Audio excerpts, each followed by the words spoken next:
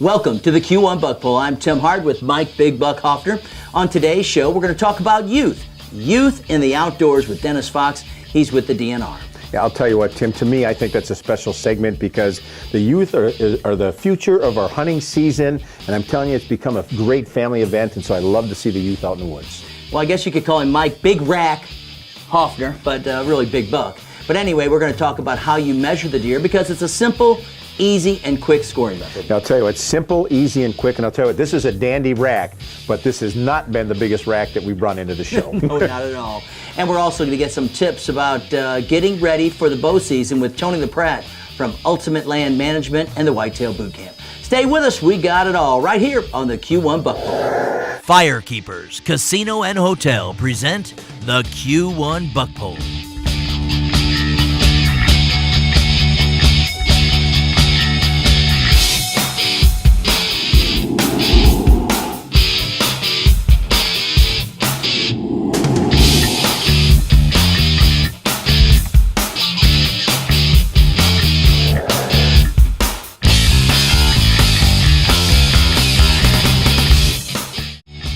Youth in the outdoors. That's our next segment here on the Q1 Buck Poll. We're going to talk to Dennis Fox with the DNR. And you know, Mike, one of my favorite times of the year, and that is the youth hunting weekend. I get a chance to go out with some of the kids from around the Branch County area, and I'm really looking forward to it. You know, you want to start them out young, Tim. I think that's the secret to success in making them be great hunters and respectful of the great outdoors. Start them out young and you'll learn some things. I actually have a brother-in-law, has two young kids, Billy Joe Jr. and Addison. He started them out this year, teaching them trap shooting. He bought them their first bow and arrows. He built himself a deluxe blind to take them hunting. Also, he can teach them how to do it right. One of the big keys, don't let them get bored. That's for sure. You know, if there's no action after a while, it's time to move. Here's my interview with Dennis Fox from the DNR. I'm not talking to Dennis Fox. He heads up the recruitment and retention program for the DNR. Dennis, welcome to the Buck Poll. Thank you very much for having me. Today we're going to talk about getting kids in the outdoors. And not just kids, but we want to get everybody in the outdoors. But let's start with the youth. I know that you have 6 children. I know some of them are involved in the mentored youth hunting. Give me a tip about getting the kids outdoors. The one thing that I've learned is, you know, keep it short.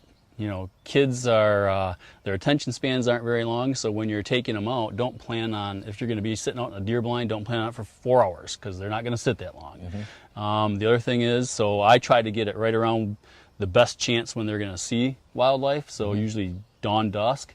The other thing is take snacks, right? Take water, and make sure you have a bathroom plan, because if they got to go, they're not going to want to go in the woods, and so be ready to pack everything up and leave. Well, and the same thing when you're out there fishing. If you've got a lot of action going on, okay, that's a good time to stay. But if you're just out there and you're casting and nothing's going on, you know, you got to make a decision right there. You don't want to bore the kids where the kid thinks, oh, I don't want to do this. It is so boring. Yeah, when I'm out there fishing with my kids, it's like moving a lot. Mm-hmm. You know, you got about 5-10 minutes in a spot, and if the fish aren't biting, move. You know, let them mess around with the boat motor and maybe drive if you're right there with them. Or you can do some casting, pull out some of the really nice looking pretty lures and let them throw those. Mm-hmm. You know, just a lot of action is what they're looking for. Well, and you talk about some of the different activities that are coming down from the DNR. In August, you had some, I would like to say, demo days. You've been to other locations where, you know, you had some archery shoots. I mean, those are perfect opportunities for people to get out there and try some of the equipment, too. Yeah, our park system has what they call the Recreation 101, and it really covers the gamut of kayaking, you know, geocaching, bird watching, all kinds of different activities that you can do outside, and they bring people into the parks, and you know, it's free. They allow these experts or people that are involved in these activities to talk to the campers and show them how to do it, talk to them about how to do it, what they need, where they can do it, so it's a great opportunity. Mm-hmm. Well, and I think in some cases, parents, aunts, and uncles, you know, a lot of people like in our generation, you know, really didn't do some of these hunting things as kids, and so you almost have to educate not just the kids but also you know, the parents right now. Mm-hmm. Yep, very much so. Part of one of the programs that we have is the Hunter Education Program, and what our instructors tell us is that not only are they educating the youth, but the parents or the guardians are coming along and taking the class for the first time themselves. Mm-hmm. I think the one statistic that I saw is about 25% of our attendees are women. female women and girls, and that's a great opportunity for us to engage that demographic and that age group and get them involved because they want to do things with their kids. It's a lot of times they go out and it's a family activity, and so we cater our activities, our events to the entire family. So again, the big key is keep it short. Unless there's a lot of activity going on type of thing. Keep them engaged in what's going on. Yeah, and be ready to move, but also have snacks and water. The big thing in taking kids out to the woods, snacks and water or on the water, snacks and water so that they're like, come on, I'm hungry. Because I will tell you this, you can eat breakfast, you go up in a tree, you're sitting there for about a half hour, 45 minutes, I'm hungry, Dad. I think they start watching those squirrels crack those nuts and they get hungry themselves. But again, the big thing that we want to let people know is the DNR has a variety of programs out there that you can take advantage of. And we can find a lot of this information on the DNR's website, right? Yes, it is. It's right on our homepage. If you go to the DNR webpage and look for the event calendar, you can find it there. We've also been partnering with Pure Michigan and their websites and their tools that they've got to let people know about what's going on in Michigan, and people contact us about events and wanting to get more information out about an event. We'll drive them to Pure Michigan and tell them to register their event, and so people can go there looking for outdoor activities. All right, sounds great. Thanks for being with us. Thank you very much. Great educational information with Dennis Fox from the DNR each and every week. We're going to have a segment with the DNR. You can watch them on our website, q1buckpull.com, or you can go to the DNR's website under the media section and you'll get more information. The key, though, is don't let the kids get bored. Yeah, because deer hunting doesn't always have those days where you can see 50 to 100 deer in the field. That's why he's picked up trap shooting and archery on the range, to give those kids a little bit of excitement and you can have some fun doing it. So it breaks it all up to make it be a great season for those kids. All right, when we come back, we're going to talk about how we measure the deer for the Q1 buck pull. Stay with us. We got more coming up.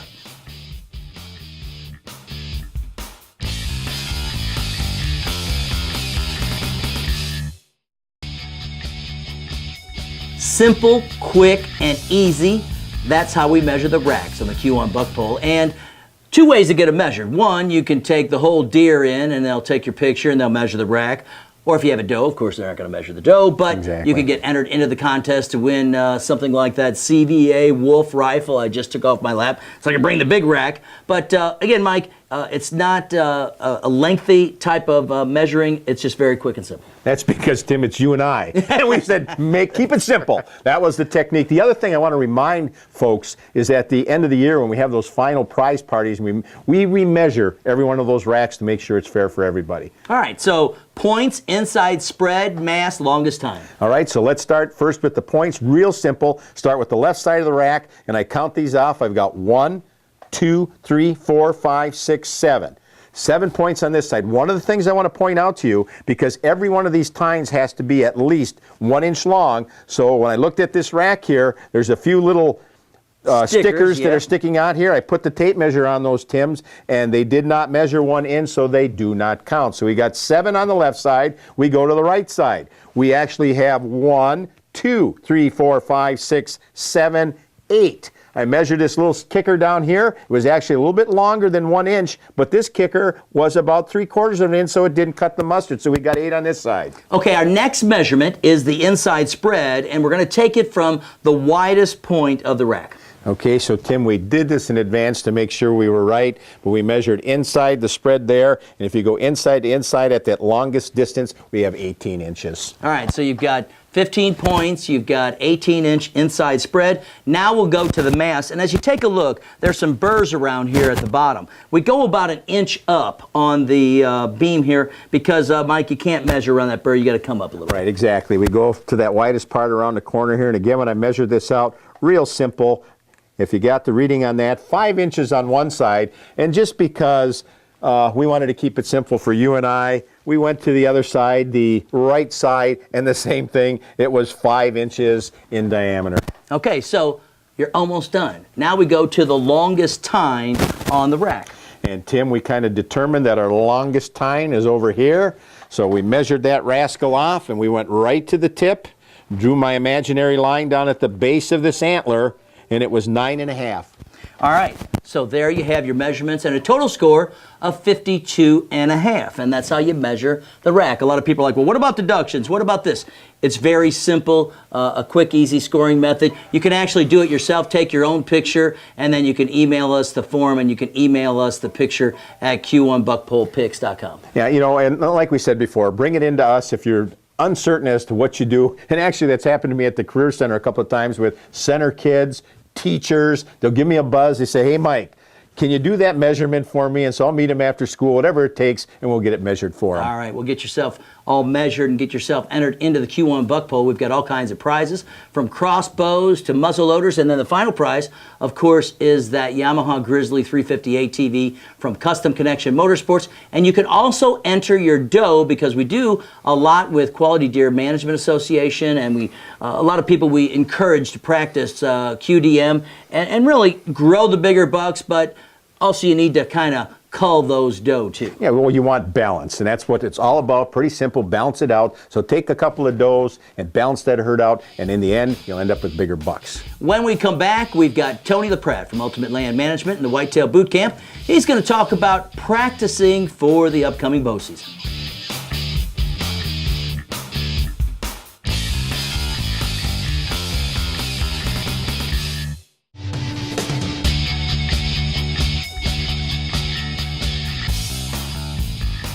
Well, it's time to get ready to go out into the field, and it's time to get ready to practice with your bow.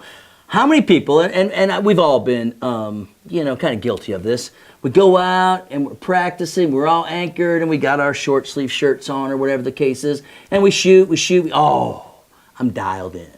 But that's really not totally the right way to practice. I don't care if it's a gun or a bow, Tim, because the variables change. The weather can change, the amount of clothes you're putting on, whether you're sitting, whether you're standing. Even just getting used to shooting the same location every single time is critically important. You know, I broke my bow out for the first time this year. I'll tell you what, I can only shoot 8 arrows. I'm getting a little bit older, but the muscles started cramping. You've got to practice. It's just like any athlete. You don't just go out there and say, hey, I'm going to run a marathon and just practice one day and expect to be a great marathon runner. It doesn't happen that way. Well, not only that, but practice like, you know, it's just like any kind of sport. Practice like you play. So if you're going to play with all your gear on, well, you should practice like that. Here's Tony LaPratte with Ultimate Land Management and the Whitetail Boot Camp. Now let's talk about some other things that people need to remember. First of all, don't overpound your bow. Guys, it doesn't do you no good. Look at how I pull my bow back. Nice and easy straight. Look how easy I can pull that back. Now guys, I'm not trying to be a he-man. I used to have a bow that was 100 pounds, had a 96 pound PSC. Guys, right now, you don't need them big poundage. I'd rather see a guy shoot at 55 pounds and put it in the bullseye every time. Well, if you're drawing your bow back like this, the only way you can get your thing back is these guys are grabbing this thing and pulling it down. You will never be a good shot. Be able to smooth, because guys, when a buck comes in, you cannot draw crazy. They'll catch that movement. The other thing is, when you draw, you want to keep your arms relaxed at your bow arm. And what I mean by that, you don't want it to be straight out. So here's what happens. See how if you stiffen that arm up and keep it all straight, it'll make you be less wobble. See how if you put a little kink in it, it makes your arm be more forgiving, and you actually can hold your bow more steady. So guys, don't overpound your bow. Make sure you practice with real world situation, and make sure your arm is relaxed. Make sure that your chin or wherever you need your anchor points, your peep, all that is, you need usually 3 locations to lock in to be a great shot. All right, now that we know our peep and everything's okay, everything's all set up on our bow, I got my arrows taped in just because when I'm hunting, I have my quiver on. I want all these in there, so I tape them on there. So this is just how I hunt. Now we'll make a shot. So now we'll pull back. I relax my arm. I feel my anchor point. Right in the heart. That's what we're after, guys. Perfect shot. We're thinking about everything. And guys, as time goes on, your muscles, most people don't realize you can be a strong guy, but the muscles you use for shooting your bow is not a muscle you get used very often. So that's why it takes a few shots to get going every year. I relax my arm, I make sure I feel my anchor point, my peep's okay. And there we got 2 nice shots. And that's what it's all about. Guys, I always think about my anchor point each time. Am I there? Is my peep right? Is my grip right? Is my arm give? And then I will get a good shot. And don't slap your finger. Too many guys get ready to shoot and you see their finger go like that.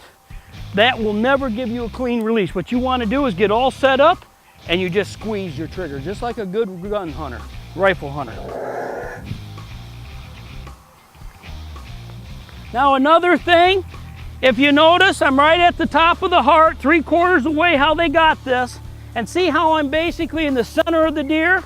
One of my things is I don't like to go, I take my cross, on my bows, guys have pins, crosshairs, whatever type of sight you use, but you're really better off to aim right behind the front leg and midway. That way, if you go high, you're great. If you still go low, you're still getting something. If you start always aiming right down here, if you go low, you don't got a good shot. If you go too far forward, you're hitting the shoulder blade, and you go too far back here, you get a gut shot. So if we aim right where my fist is, we got our best chance of keeping our arrow in the kill zone.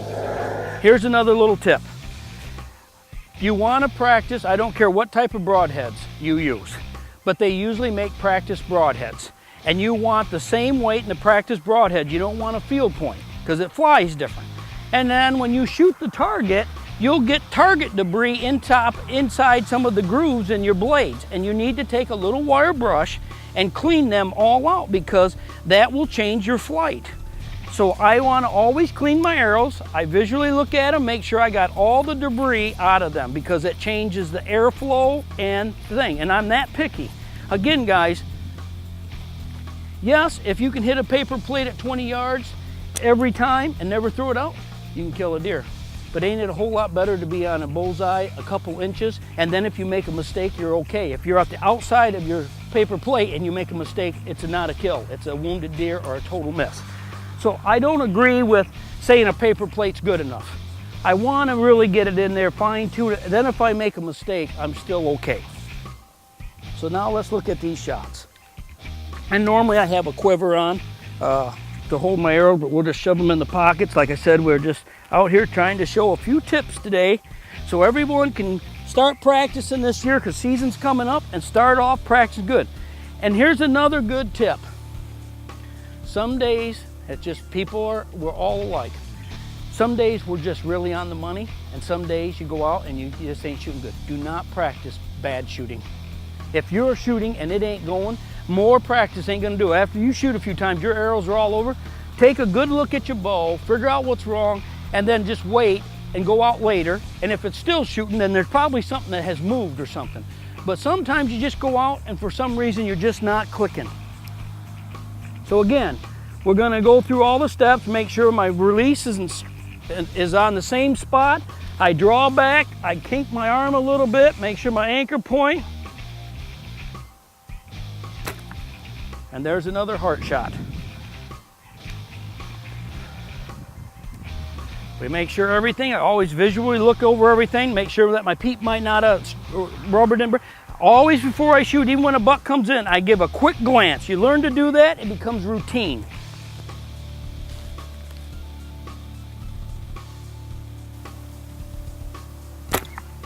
And there we go. Great information from Tony LaPratte. He's going to be on the show each and every week with some great insight and tips. And you know, Mike, he's somebody who lives the outdoors. And if you've ever been to his house, or if you've ever seen the TV show that we did showing his house, you know, huge success. And you just have to take the tips and techniques and apply them. Tell you what, I think everybody wants to live there, including me, but the ultimate professional, and I love his passion. I mean, he's one of the best hunters here that we've probably got in the state of Michigan. All right, we've got CVA muzzleloaders with scopes and a case. We've got all kinds of crossbows. We've got harnesses. We've got all kinds of prizes, and we end up with that ATV from Custom Connection Motorsports. You just have to enter your buck or your doe, and you can start with the youth season or the the veteran hunt that same weekend. And it's going to be a lot of fun. I look forward to seeing all the deer. I'm looking forward to a great season. EHD hopefully is out of the way, and we're on the rise. For Mike Big Buck Hoffner, I'm Tim Hart. Remember, whenever you're out and about, be safe. I'll tell you what, like I've said before, practice makes perfect, and you got to start somewhere. And I'll tell you what, he's doing it right. He actually built themselves a huge blind. And then you went, and I'll tell you what, and I'll tell you what, Okay. and I'll tell you what. Didn't pick up on it. They both have. And I'll tell you what else. It's Okay. right.